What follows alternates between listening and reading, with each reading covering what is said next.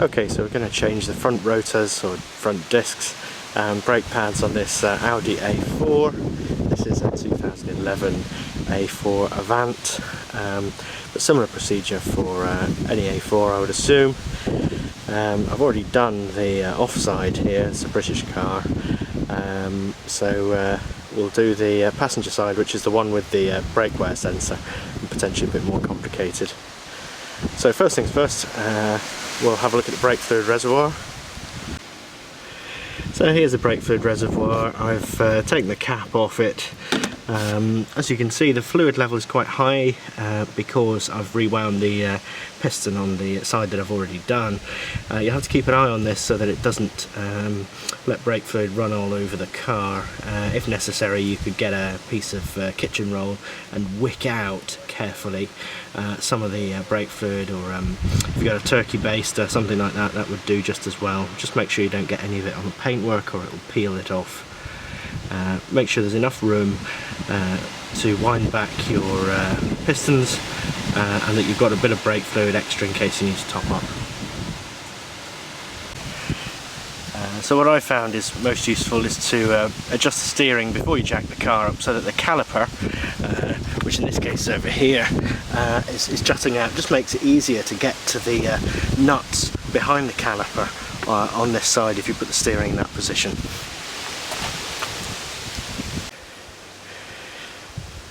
So we're going to remove the centre.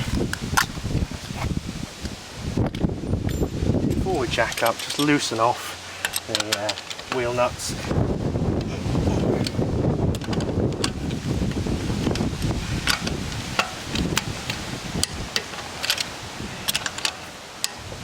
So that you don't have to use excessive force when the thing is up on the jack.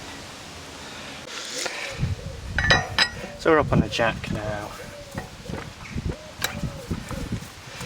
Take out the wheel bolts, you don't have to use excessive force.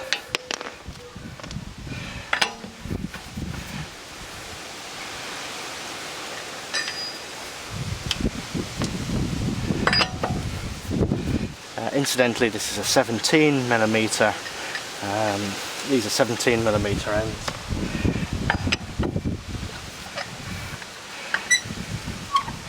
Sometimes if your wheels have not been off for a while, there'll be corrosion between the wheel itself and the hub in here, and you might have to get a plank of wood to put across the wheel and then tap it with a big hammer, top and bottom, rotate the wheel. Keep doing that until it's loose and comes off, like so. So we've got the caliper retaining bracket, anti-rattle spring, pads are in here. There's a wear sensor cable behind here, which I'll show you in a minute. And there's a little single retaining nut, which is a star to hold the disc onto the hub. So we'll take this off. We'll start off by removing the anti-rattle spring. So, anti-rattle spring usually comes off with a bit of persuasion from a screwdriver. There we go.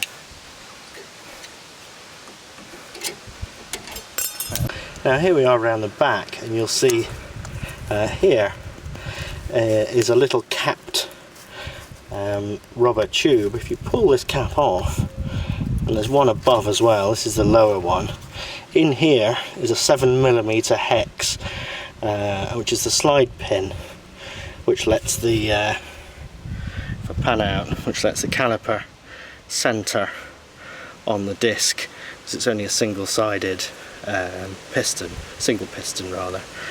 So as the piston pushes out, the whole caliper slides to centre on the disc. So there's one there, there's one just behind this little contraption here. Difficult to show you on the camera, but here it is. There's the cap, just pulls off quite easily. There's a 7mm hex in there. You can either use a big Allen key. Torque on this is about 30 Newton meters, I believe, but I would check for your specific model. Also trapped, this is a bleed nipple cover.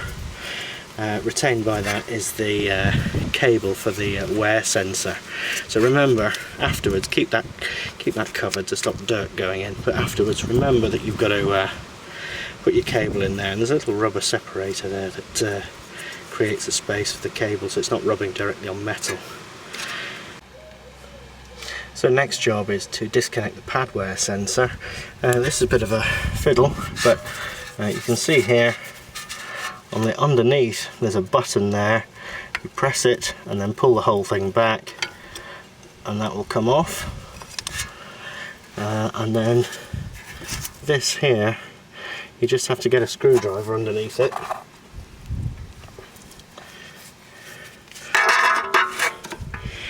So get a screwdriver underneath.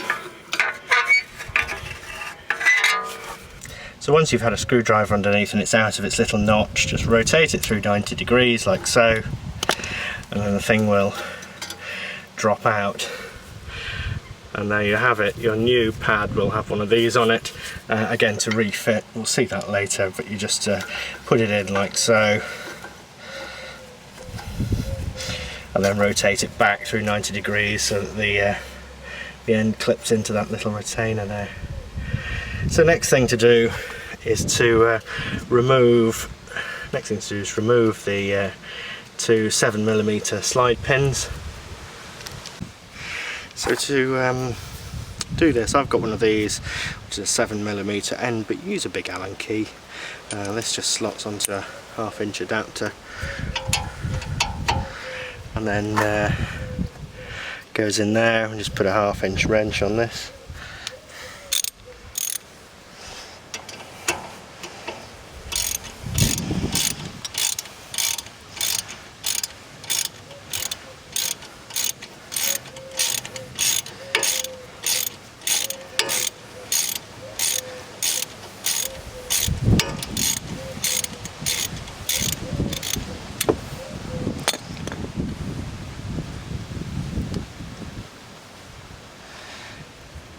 You don't have to take them out fully, but I like to clean them before I reassemble. So there we go, and that's the pin. The 7mm hex on that end. All this crud could probably do with coming off so the thing will slide properly. And as I say, tightening on those 30 Nm, but do check with your own manual. So that's both the pins out. Now the caliper should come away with a little bit of persuasion. Essentially you just need to joggle it with a big screwdriver.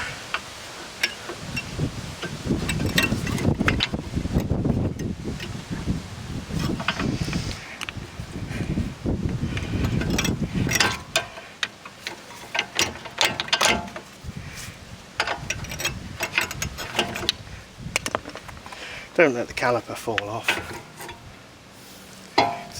and then just support it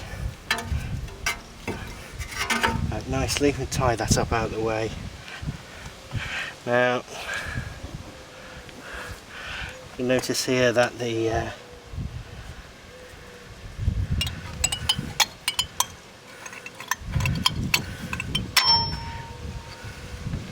old pad simply comes out like so.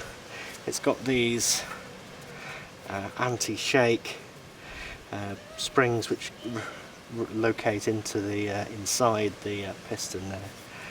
You can see the wear sensor not quite through yet, almost. The front pad simply locates in like so, just drops into place. When you're putting the thing back, you would put this pad on here first. You would put this pad on in the carrier and then slot the assembly over top, but we'll see that shortly.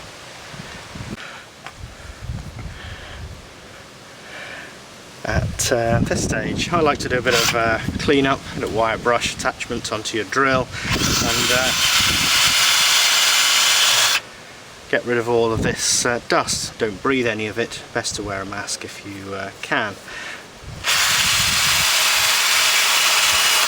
It's easier to do some of the cleaning with it in situ on the car before you undo the bolts at the back.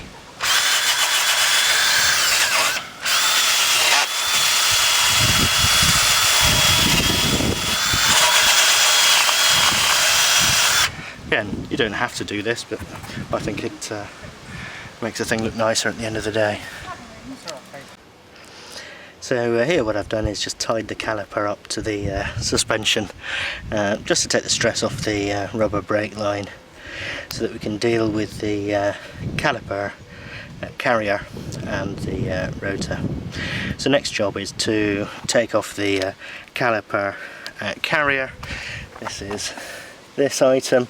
There are two 21mm bolts that are done up pretty tightly on the rear. Now the recommendation is that you replace these bolts after you've taken them off, providing you take them off, clean them, inspect them, make sure they're all right, and refit them with some blue thread lock and torque them up to the specified torque. Again, the different models vary, so check with your own owner's manual. You should be fine. You're reusing them, but as I say, bear in mind that Audi recommend that you replace these. So here we are on the rear of the disc, and you can see the 21mm bolt there and the other one there. These are the ones you're going to need to get hold of. Again, you'll need quite a bit of torque. You need a longish bar to get them undone, hence the position of the steering that I've got here, allowing me to get a longer bar in on these difficult nuts. While you're here, you might take the opportunity to inspect your outer CV joint boot and make sure there's no splits in it and that the retaining clips are all satisfactory. So this is a bolt, pretty chunky thing. You take those two out, and then the caliper retaining bracket will come off. And again, I would clean all this crud off here. Then simply undo the star head. You might need to give the disc a bit of a whack to get it off the hub. So this is the caliper carrier, all cleaned up, looks a bit better. I'm going to paint this with some very high temperature paint just to improve its appearance. You'll see that later on. So next job is to remove the rotor. This is a Torx T30. It's not in very tight. It's just to hold the disc while the wheel is not on. I'll take that small screw out, and then, as you can see, the rotor is pretty solid. Even if you hit it with a a reasonable hammer, it's not going to come off. You might like to spray some WD-40 or similar in the screw holes, let it soak in a little bit around the hub and also on the back between the hat and the hub face. Alternatively, you could use the persuader and just hit it hard. That's what we're going to do, and off it comes, no problem. Now the next part is important. This is the hub mating face, and this has to be clean.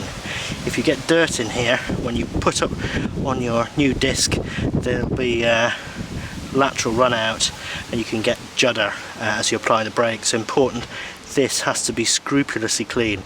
Use a wire brush, use thinners and a cloth to get it looking spotless. So that mating surface is all nice and clean. There's certainly no step or any debris on there. All nice and clean, so ready for the hub to go on, and we know that it will sit nice and flush to the hub. So this is how most rotors will come when you get them new, unless you're buying coated ones, which won't have this on, but they've all got I think you can see from the bag there, they've all got a surface coating of grease. You need to use some thinners to get rid of that, clean it all off, both sides of the disc, because you don't want to contaminate your pads. I've got some specialist brake cleaner, but I usually use a bit of white spirit first and then the brake cleaner second. So that's the new rotor on. We've done up the T30 Torx. Doesn't need to be massively tight, just to hold the thing on in position. Make sure it's all nicely centered on the hub, and we'll pop the caliper retaining bracket on. Again, thread lock on your bolts and do them up as per your manual with a torque wrench. So that's my newly painted caliper carrier back on. Now we've just got to clean up the caliper, fit the pads and slot that back over the disc. First of all, however, we need to rewind the piston. So this is a brake caliper rewind set. You'll find if you got one of these, they're not massively expensive, but it'll make life a lot easier.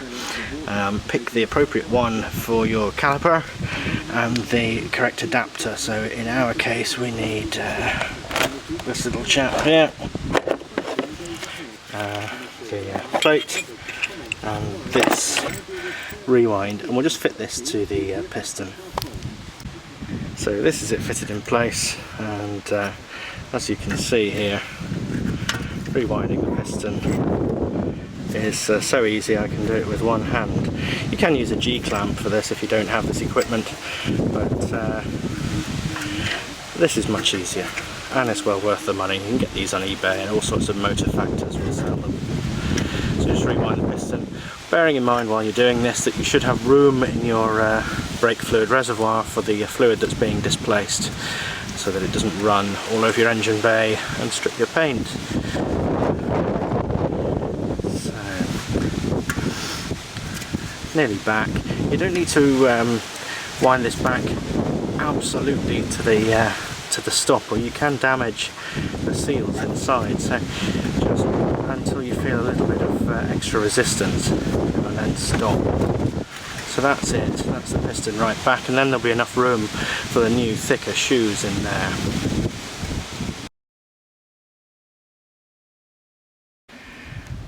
If you're wondering what sort of pads, I got these GP Group made in Germany pads.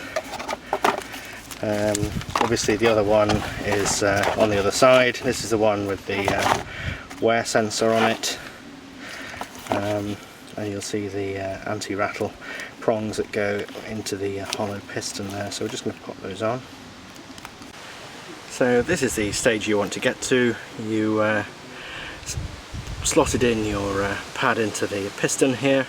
This is the one with the sensor on it, and your other one just engages simply in the holder there before you then slot this assembly over the pad there. Then you've got to route your wire, connect that back up, and put in your 7mm hex slide pins that you've cleaned up like so. A couple of those, run them in, 30 Newton meters, put the caps back on the back, and the anti-rattle spring on the front, and you should be set.